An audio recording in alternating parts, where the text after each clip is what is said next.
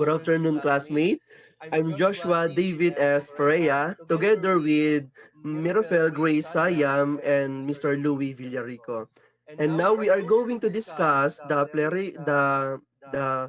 preliminary concepts and recent trends. And now I'm going to discuss the educational assessment. What is educational assessment? Educational assessment is the systematic process of collecting information about students' learning through tests, projects, and observations. It helps educators understand students' progress, adapt teaching methods, and provide feedback for improvement. The educational assessment is important for us as future educators. In the praise systematic process of collecting information, if we cannot assess our students after our discussions, we are not able to know or we are not able to measure what our students learned on our discussions. The educational assessment through tests, projects, and observations is really important. And now we are going to the basic principles of educational assessment. The number one is there are five basic principles. The number one is reliability, number two, fairness, number three, flexibility, number four, feedback, and lastly, number five, privacy. The number one is reliability. Is to achieve consistency and accuracy in assessment results. The number two is fairness. Fairness provides equal opportunities for all students to demonstrate their abilities. The number three is flexibility. Flexibility allows for various assessment methods to accommodate diverse learning styles. The number four is feedback. Feedback provide constructive feedback to enhance learning and guide improvement. And lastly, the number five is privacy. Privacy, respect, and protect the confidentiality of assessment information. These five basic principles is important to us to know our students in wide observation.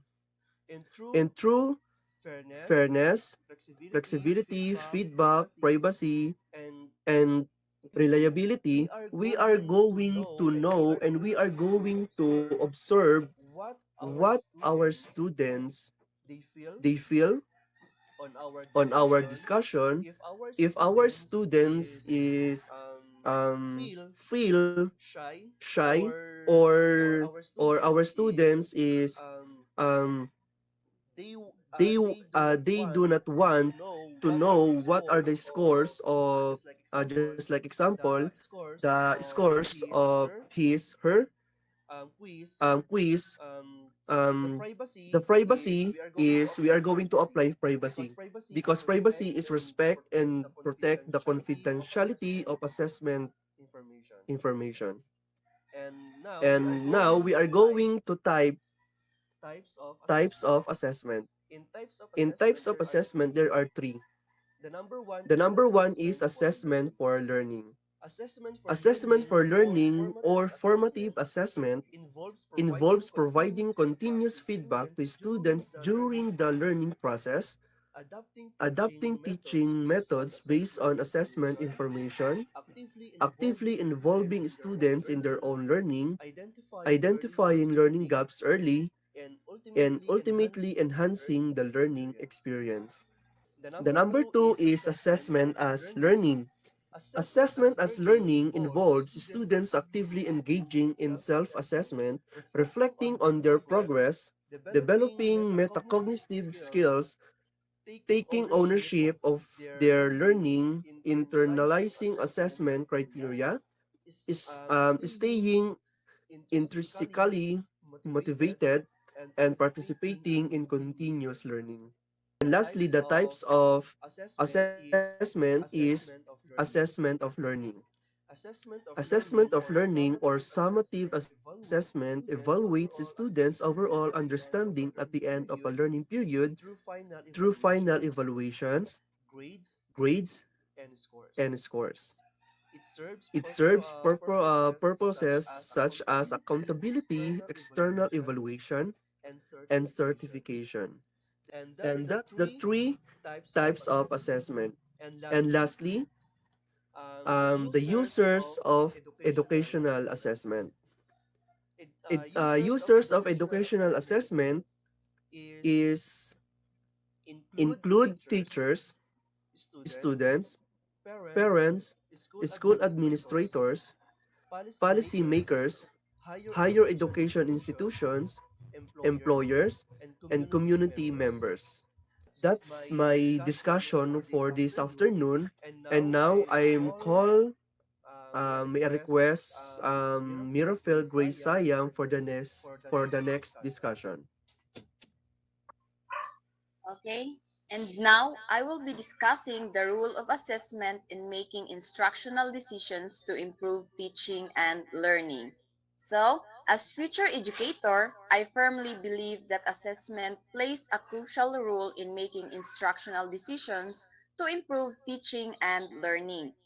Through assessment, I am able to gather valuable information about my students' understanding, skills, and progress. This information guides me in tailoring my instruction to meet their individual needs and promote their growth. Next, assessment allows me to identify the strengths and weaknesses of my students. By analyzing their performance on assessments, I can pinpoint areas where they excel and areas where they may be struggling. These insights help me craft targeted instructional strategies that address specific learning gaps. On the other hand, regular assessment also helps me monitor students' progress over time. By consistently evaluating their performance, I can track their growth and identify areas where they may need additional support or enrichment. This data enables me to set realistic goals for my student and provide timely and meaningful feedback. Through ongoing assessment, I can celebrate their success and intervene promptly if they are falling behind. Assessment not only informs my instruction but also empowers my students to take ownership of their learning by involving them in the assessment process, such as through self assessment, peer assessment, or goal setting activities. They become active participants in their educational journey. They gain a deeper understanding of their knowledge and areas for improvement, which motivates them to strive for growth. Assessment foster a growth mindset in my student, encourage them to pursue, take risks, and view challenge as opportunities for learning. Furthermore, assessment allows me to reflect on my teaching practices and make informed decisions to enhance my instruction. By analyzing students' performance data, I can evaluate the effectiveness of my teaching methods and make adjustments if they need it. Assessment provides me with valuable feedback on the alignment of my instruction with the curriculum objectives, the clarity of my explanation, and the adequacy of my resources. This reflective process enables me to continuously improve my teaching strategy and meet the evolving needs of my students. In conclusion, assessment is a powerful tool that guides my instructional decision and promotes improved teaching and learning. It helps me understand my students' strengths and weaknesses, monitor their teaching and learning. And now we are going to Mr. Louis Villarico for the last discussion. Mr. Louis. Yes, Josh. I also discuss about reflect on and discuss about the application and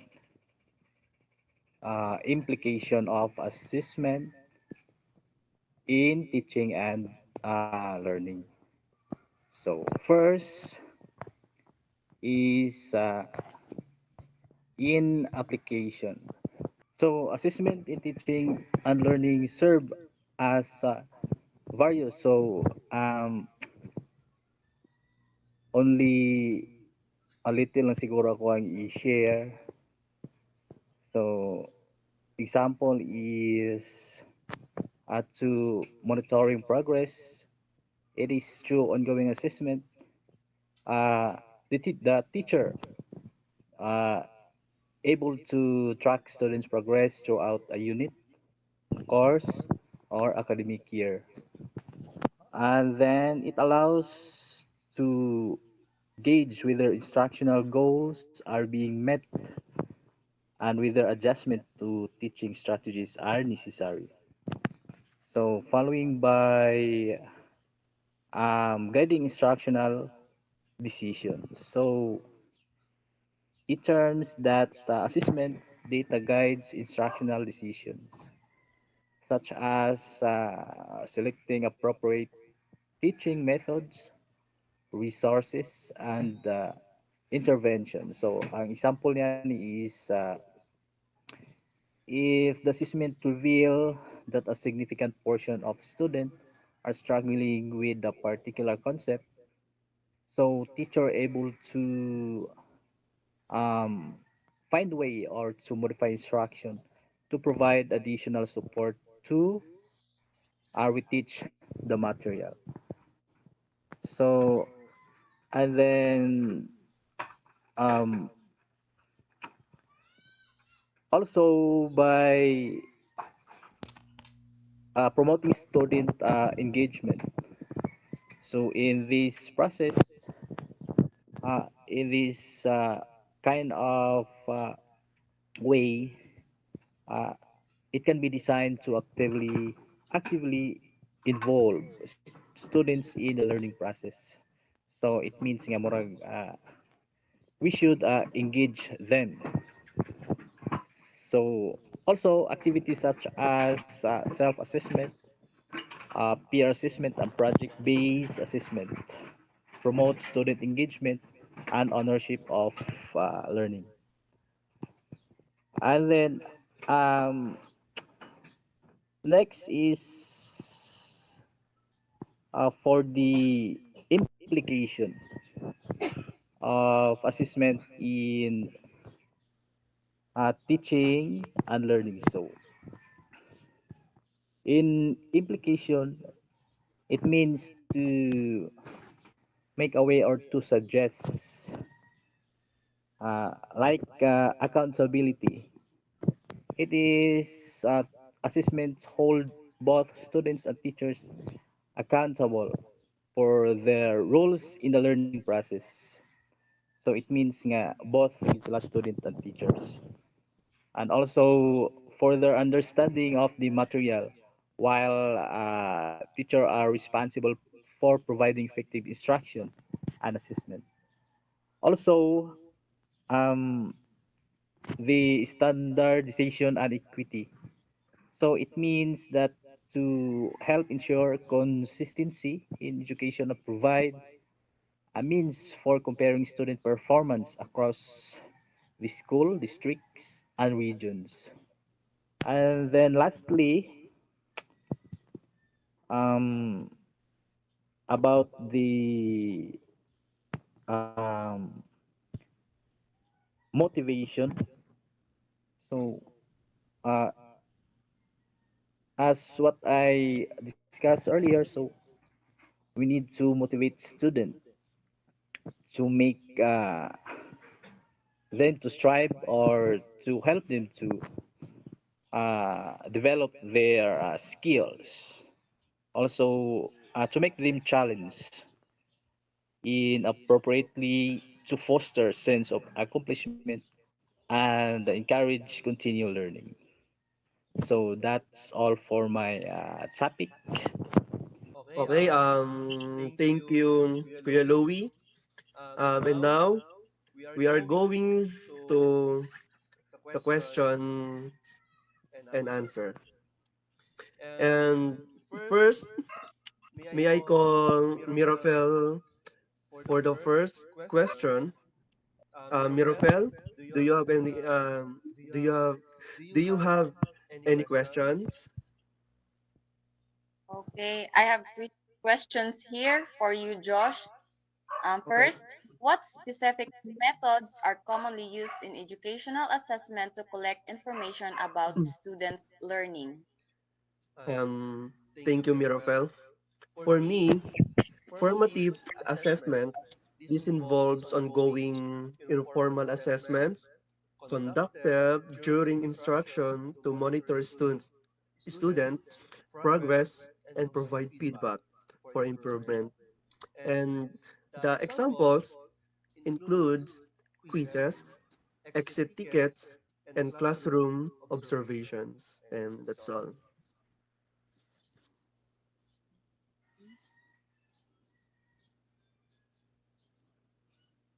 Next, what is the importance of the basic principles of educational assessment? Hmm. Good question, Mirafel. For me, um, the these basic principles of educational assessment, educators can ensure that assessment practices are effective, not just only effective, um, not just only effective, but equitable and conducive to student success. And that's all. Okay, thank you, Josh. Okay. Now, if Kuya Louie have a question to Miss Mirafel Sayan, please go ahead. Okay, so this is in your this is for you, Mirofel. So first question is what is the importance of common terminologies in assessment learning? Okay, thanks for that question. As future educator, I understand the importance of common terminologies in assessment learning when everyone involved in the assessment process, including educators, students, and stakeholders, uses the same terminology. It promotes clear communication and understanding. That's all. And then lastly, follow-up question. In testing, what are the differences of standardized and high stakes testing and its similarities? Um, Both standardized testing and high stakes testing play important roles in the educational system, but they have different characteristics and purposes. Standardized testing refers to assessments that are designed to measure student knowledge, skills, or abilities in a standardized and consistent manner. While the high stake testing refers to assessments that have significant consequences attached to the result. That's all. Okay, so I guess also Joshua have question. Yes, Kuya Louie. And now, I have one question only. One question only for you, Kuya Louie. Um, the question is, what is meant by the term adequate sampling in educational assessment and why is it important? Okay, thank you for that, Joshua. So in educational assessment, it refers to the practice of ensuring that the assessment task, questions, or exercises sufficiently and accurately represent to the content or skills being measured. So that's all, Josh. Thank you, Kuya Louie. And now, I think that's all for today for our discussion. And thank you, sir and classmates, for listening to us. And I hope na meron po kayong natutunan sa oras na ito. Um, And now the discussion that we have discussed is end. And good afternoon, everyone, and thank you, and God bless.